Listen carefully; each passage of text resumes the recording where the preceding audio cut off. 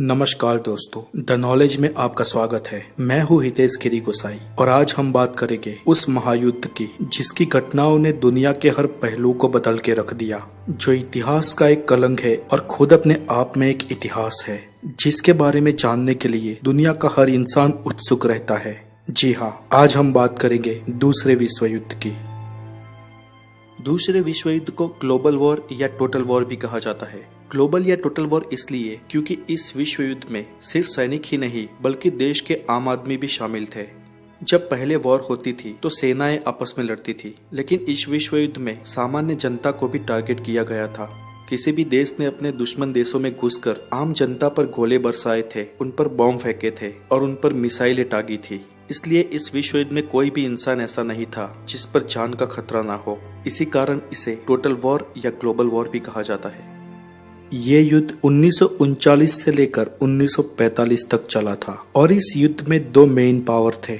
एक था axis power, जिसमें Germany, Italy, Japan, Hungary, Romania और बुल्गारिया जैसे देश शामिल थे, जबकि दूसरी तरफ एलियंस पावर के नेशन थे, जिसमें US, Britain, France, USSR, Australia, Brazil, Canada, China, Denmark, Greece, Netherland, New Zealand, Norway, Poland जैसे देश शामिल थे।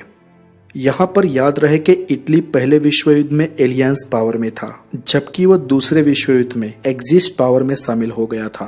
दूसरे विश्व युद्ध में उस वक्त की पृथ्वी की जनसंख्या के 3% लोग मारे गए थे, करोड़ों लोग घायल हुए थे और अरबों की संपत्ति का नुकसान हुआ था। जैसे कि हमने हमारी आगे की 2 डॉक्यूमेंट्री में जाना कि हर एक घटना दूसरी एक घटना को अंजाम देती है। दूसरे विश्व युद्ध होने के पीछे भी कई घटनाएं कारणभूत थी। उनमें से एक सबसे बड़ा कारण था खुद पहला विश्व युद्ध। अगर आपने हमारी पिछली 2 डॉक्यूमेंट्रीज वर्ल्ड वॉर 1 और बिफोर द वर्ल्ड वॉर 2 नहीं देखी तो बाद में आप इस वीडियो के नीचे डिस्क्रिप्शन में लिखे लिंक पे जाकर उसे देख सकते हैं। तो आइए आरंभ करते हैं दूसरे विश्व युद्ध का। जैसे कि आगे हमने जाना, पहले विश्व युद्ध के बाद जर्मनी पूरी तरह से घुटनों पे आ गया था और फ्रांस तथा ब्रिटेन ने विवादित वर्सल्स करार के जरिए जर्मन प्रजा की स्थिति बद से बदतर कर दी थी और जर्मन्स में रोष और आक्रोश पनपने लगा था।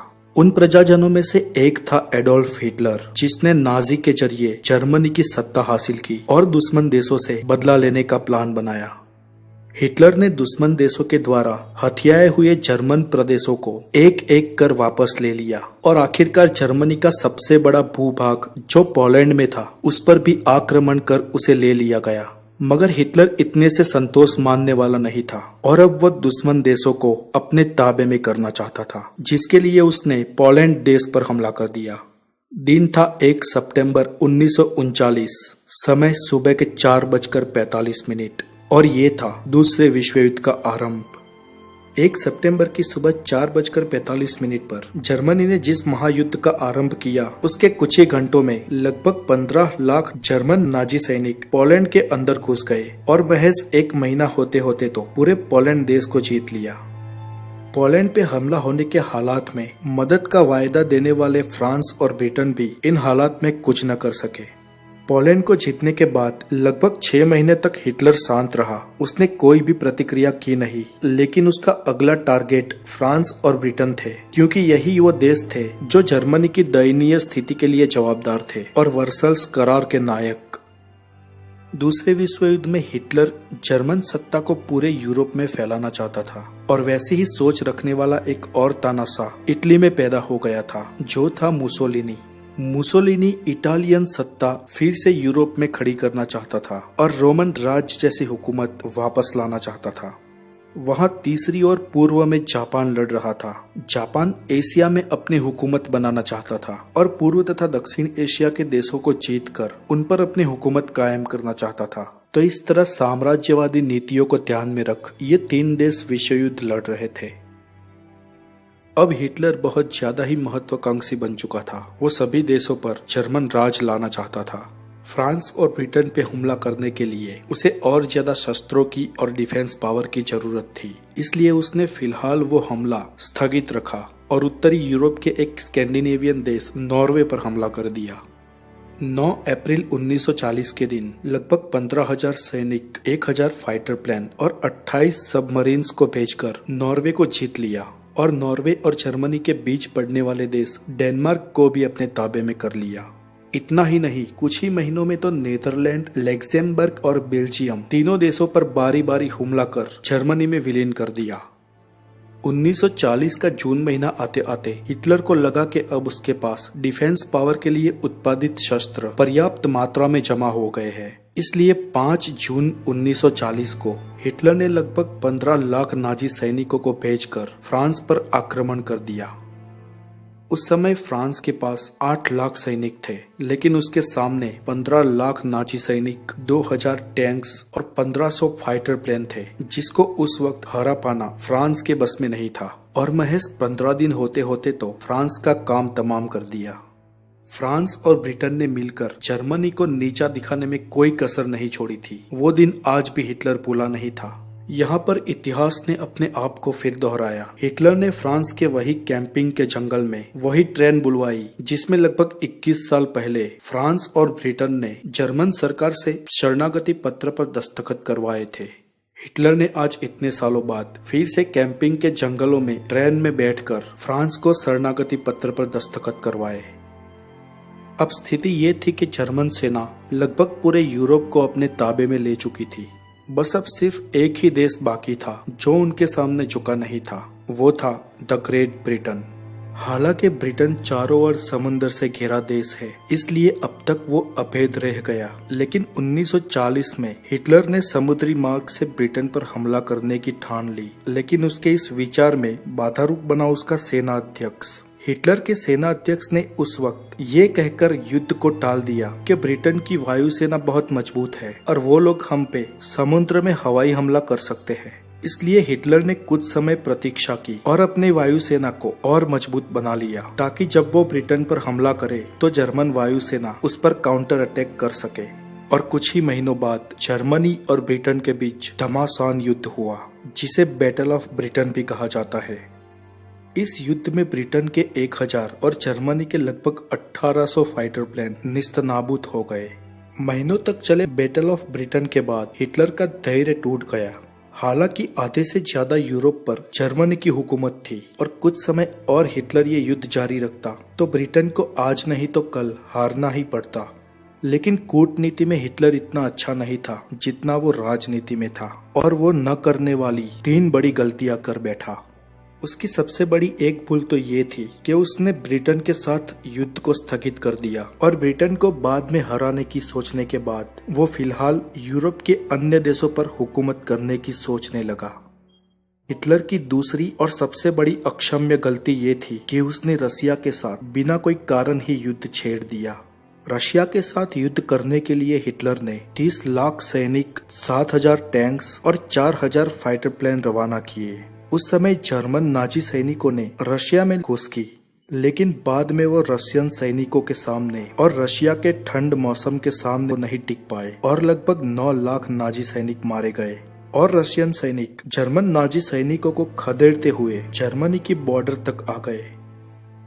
हिटलर ने तीसरी भूल ये कर दी कि उसने बिना कोई वजह अमेरिका से युद्ध डिक्लेयर कर दिया, जबकि विवादित वर्सेल्स करार के वक्त और उससे पहले अमेरिका का रवैया जर्मनी के लिए सॉफ्ट था और अमेरिका और जर्मनी के बीच कोई दुश्मनी भी नहीं थी।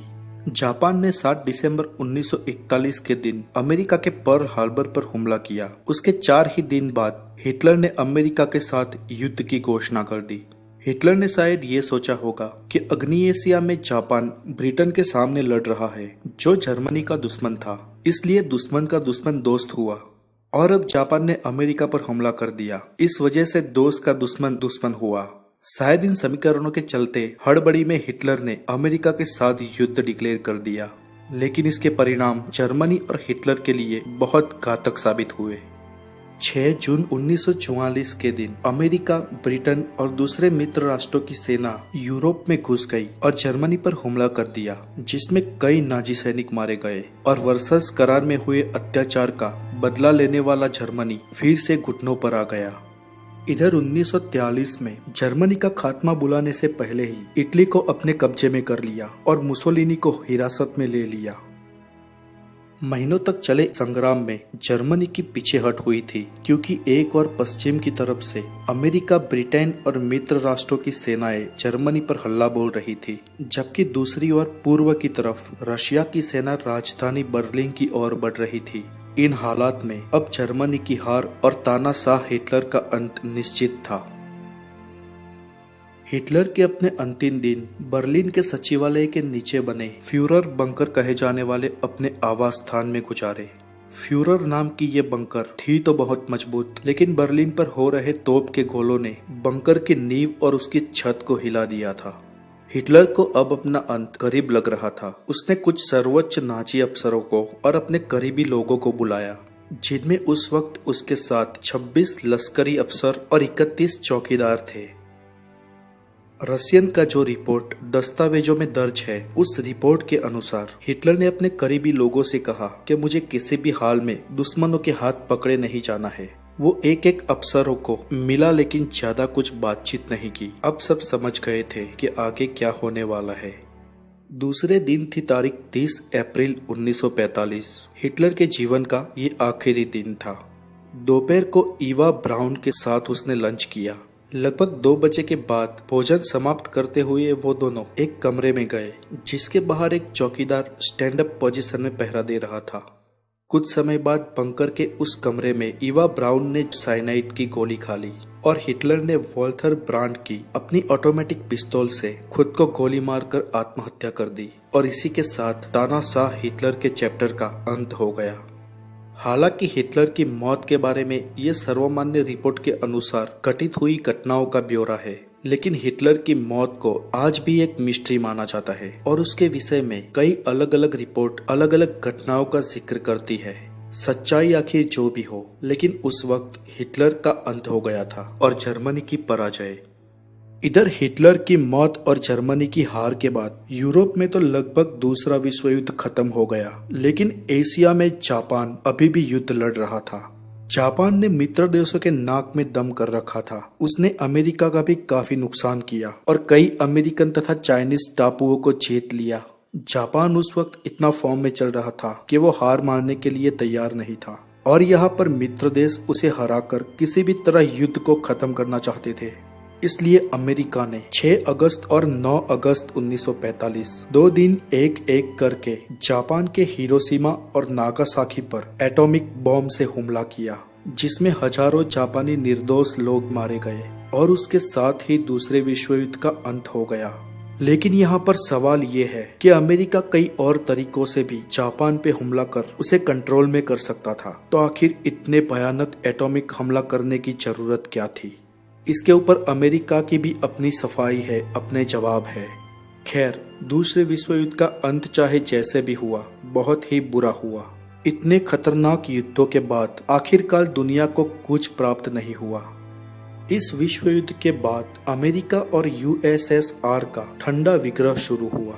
इस कोल्ड वॉर में तीसरे विश्व युद्ध के संकेत भी दिखाई दे रहे थे, लेकिन सुखद बात ये रही कि 1991 आते आते कोल्ड वॉर खत्म हो गया और दुनिया ने चैन की सांस ली। परंतु इस कोल्ड वॉर के चलते अमेरिका और रशिया ने हजारों न्यूक्लियर वेपन्स खड़े कर दिए और न्यूक्लियर से भी घातक हथियारों का उत्पादन किया। और न सिर्फ इन 2 देशों ने, बल्कि कई और देशों ने भी अपने आप को एडवांस और वेपनाइज कर दिया। आगे हम फिर हाजिर हो गए तीसरे विश्व युद्ध की सांकेतिक घटनाओं को लेकर, और अगर तीसरा विश्व युद्ध हुआ तो उस परिस्थिति में क्या हो सकता है, उसके पूर्ण चित्र को लेकर। अगर आपको ये डॉक्यूमेंट्री अच्छी लगी हो तो लाइक जरूर कीजिएगा, और द नॉलेज के साथ कनेक्टेड रहने के लिए आप हमारे चैनल द नॉलेज को सब्सक्राइब जरूर करें। आगे फिर मुलाकात होगी, तब तक के लिए खुश रहिए। Take care.